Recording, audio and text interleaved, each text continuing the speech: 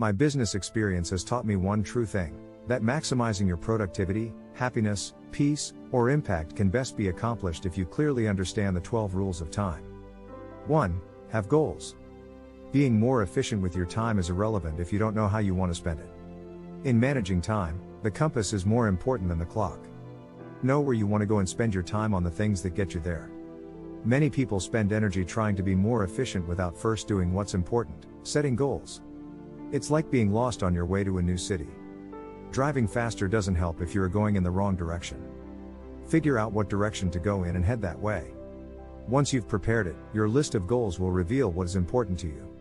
2. Analyze how you spend your time. It is always good to know how you're spending your time right now. You can track this by setting a timer to go off every 15 minutes. Whenever it sounds, write down exactly what you are doing. Alternatively, divide your day into 15-minute blocks and record each activity you do. Once you have your time logs, examine them. How do they compare to your goals? Are you spending time where your priorities are? 3. Keep a to-do list. This sounds too simple, but it really is the basis of all time management systems. Your to-do list can be electronic, on fancy paper, bound in a notebook or loose leaf. The key is to have everything you want to accomplish on one list. My to-do list might have a one-line item on it, such as write annual report, which refers me to a much larger file or even a file box on that item. 4. Prioritize your list. Once you have the list, determine which are the important items. Mark these with a highlighter, a red pen, or in any other way that makes them stand out. I sometimes find my to-do list is too big. Every item on the list calls out "pay attention to me," even though most of them weren't highlighted as important. In these cases, I take a blank sheet of paper and cover my to-do list and write down only the 3 or 4 most important items. Those are the ones to focus on. 5. Control procrastination. I use a number of tricks to break any lingering tendencies to procrastinate. For instance, I happen to like having a hard copy of my digital to-do list. I reprint it every few days as new items are added and completed ones dropped.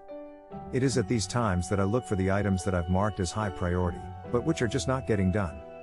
People often say I have great self-control.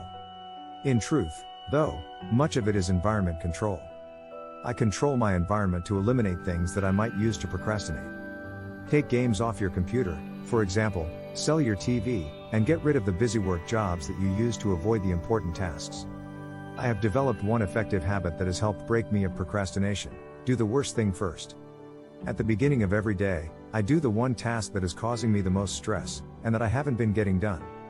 Sometimes I just give it a quarter of an hour, based on the theory that I can stand just about anything for 15 minutes. Frequently it is this short thrust that breaks me through. If I still find myself procrastinating, I review my reasons for setting a goal. To create extra motivation to complete a task, I strengthen the reasons why it should be done. Similarly, many people reward themselves for completing a job. 6. Organize. Organization and time management are linked. I find that I get important things done when I have all the tools I need to perform the job.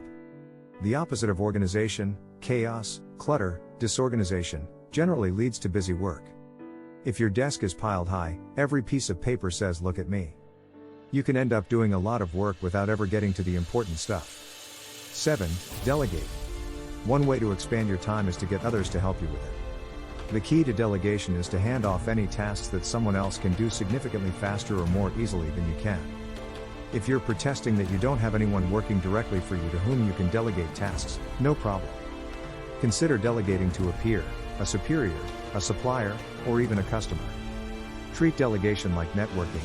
Who in your network would be best for the job? In some cases you will need to invest up front to train someone so he or she can take over a task from you. The long-term savings are usually worth the upfront time and costs. After delegation, remember to thank appropriately. You might think people would resent being delegated to, but exactly the opposite is true. People like to be asked, especially if it is to do something that they're good at.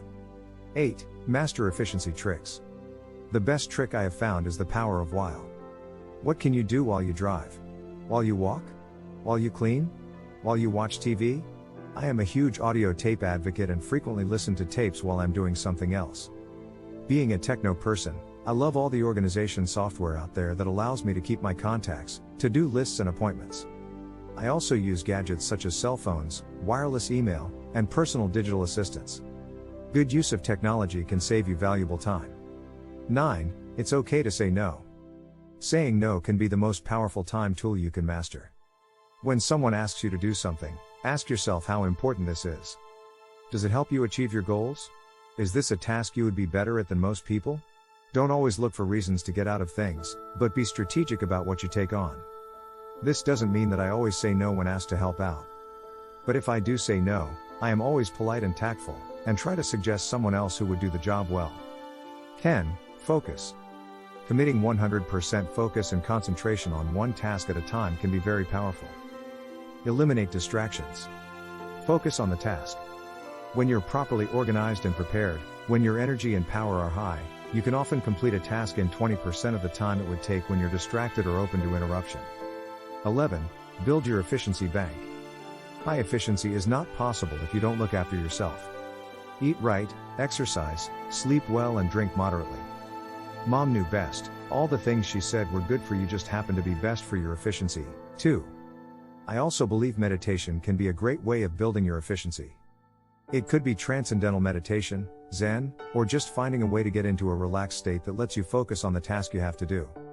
No matter how you do it, recharging your batteries gives you the power to do more during the times you need to be at your best.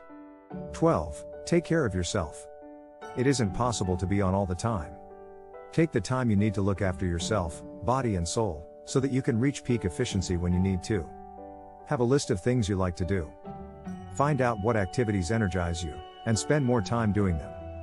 This will give you the power and energy to be more productive when you return to work. Finally, a word of advice. If after reading this far you're feeling a bit overwhelmed, I suggest you go back to Rule 1 and add peace to your list of goals. Time management is not about adding stress, it is about giving you the time to be the person you really want to be.